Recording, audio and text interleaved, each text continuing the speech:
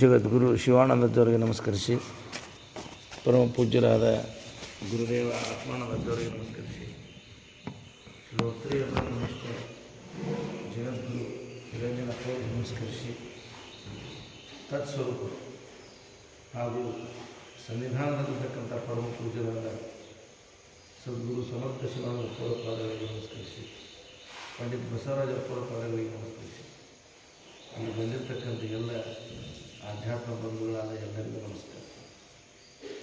ಈ ಜೀವನ ಶಿವಗಳ ಜ್ಞಾನ ಪ್ರತಿಪಾದನಾ ಸ್ಥಳಗಳು ಹೇಳ್ತಾರೆ, ಆಗದಾಗದು ಹೊರವಿವೇಕಿಗೆ ಮುಕ್ತಿ, ನೀಗದೆ ಭೂತಾದಿ ಪ್ರತಿಬಂಧಕವು, ವಿರತಿಯೊಳ ಅಖಿಲ ಸಂಸಾರವನ್ನು ಉಳಿದು ಶ್ರೀ ಗುರುವಿನ ನಿಗಮಾರ್ಥವನ್ನು ಅರಿಯಲು ಹೊರವು ಅಪರೋಕ್ಷವಾಗದು, ಮುನ್ನಿನ ಅಬಲಾದಿ ಸಂಸ್ಮರಣವೇ ಮುಂಬರಿಯುವುದರಿಂದ.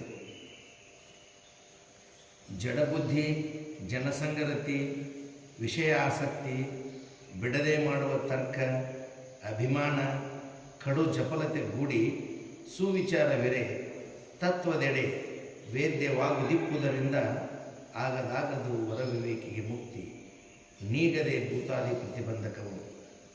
ಮುಂದೆ ಕೆಲವು ಜನ್ಮವನ್ನು ಮಾಡುವ ಆರಬ್ಧ ಹೊಂದಿ ಉತ್ತರ ಲೋಕಗತಿಯಾಸೆ ಕುಂದದೆ ಮನವಿರಲು ಕಾಣಿಸದು, ನಿಜಾನಂದ ವಾರಿಧಿ ಬೋಧವು ಅದರಿಂದ. ಆಗದಾಗದು ಹೊರವಿವೇಕಿಗೆ ಮುಕ್ತಿ, ನೀಗದೆ ಭೂತಾದಿ ಪ್ರತಿಬಂಧಕವನು.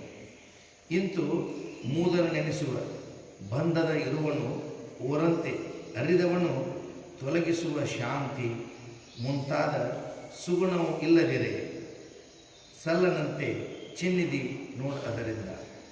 ಆಗದಾಗದು ಹೊರವಿವೇಕಿಗೆ ಮುಕ್ತಿ, ನೀಗದೆ ಭೂತಾದಿ ಪ್ರತಿಬಂಧಕವನು. ಬಹುವಿಧಿಗಳ ನುಡಿದು ಆರೈತಿರೆ ಪೇಳಿದ ಅಹಿತವು ಆವು ಎಡೆಯೋಳು ಅಳಿವವು ಅಲ್ಲಿ, ಸಹಜ ರೂಪಿನ ಶಂಭುಲಿಂಗವೇ ಗೋಚರಬಹುದೆಂಬ ದೃಢವಾಗದು ಅದರಿಂದ. ಆಗದಾಗದು ಹೊರವಿವೇಕಿಗೆ ಮುಕ್ತಿ, ನೀಗದೆ ಭೂತಾದಿ ಪ್ರತಿಬಂಧಕವನು. ಭೂತ, ವರ್ತಮಾನ, ಭವಿಷ್ಯತ್ತಿನ ತೊಂದರೆಗಳನ್ನು ನೀಗದ ಹಂಗೆ ಮುಕ್ತಿ ಆಗೋದಿಲ್ಲ ಅಂತ ಹೇಳ್ತಾರೆ. ಎಂಥ ಹೊರ ವಿವೇಕ ಅದನಂದರೂ ಕೂಡ ಅವನ್ನ ಭೂತದೊಳಗಿನ, ಭವಿಷ್ಯತ್ತಿನೊಳಗಿನ, ವರ್ತಮಾನ ಒಳಗಿನ ಬರ್ತಕ್ಕಂಥ ಸುಖ ದುಃಖಗಳನ್ನು ಅವನು ನೀಗದ ಹಂಗೆ ಮುಕ್ತಿ ಆಗಂತ ಅವನು ಮುಕ್ತಿ ಆಗೋದಿಲ್ಲ. ಹೌದಲ್ಲ?